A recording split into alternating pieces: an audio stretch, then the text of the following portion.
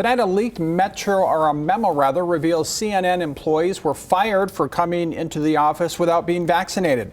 The CEO of the media firm said the company has a zero-tolerance policy for allowing workers back into the office without being vaccinated.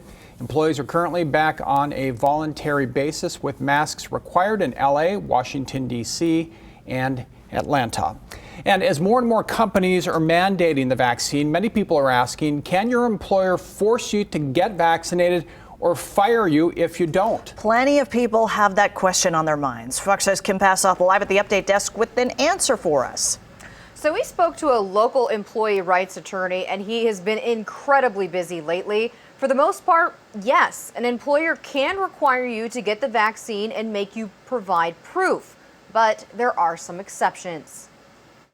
Our phone is just ringing off the hook about these type of questions. It's a new area of the law. Christian Gabroy, president and founder of Gabroy Law Offices in Henderson, has been fighting for employees' rights for 18 years.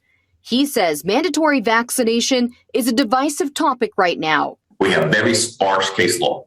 No court, and I follow this every day. I wake up and I read all the types of court pleadings all across the United States. Right now, there hasn't been a definitive decision yet on the subject because it's brand new. He says, according to EEOC guidance released in May, in most cases, an employer can force an employee to get vaccinated or fire them, with two big exceptions.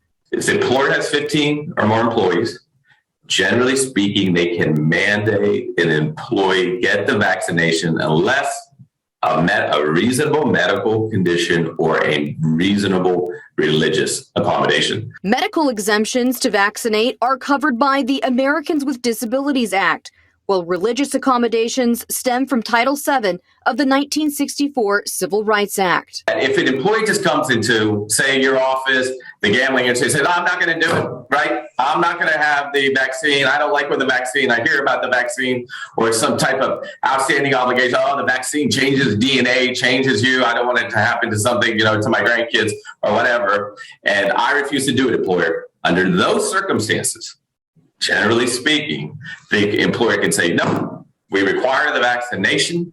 If you're not going to have the vaccination, adios. In addition to mandatory vaccines for all, he takes issue with workplace vaccine incentives. Because if you reach a certain goal on the incentives, say 95% of the employees get the vaccination, then everybody in the company gets $500 or $1,000.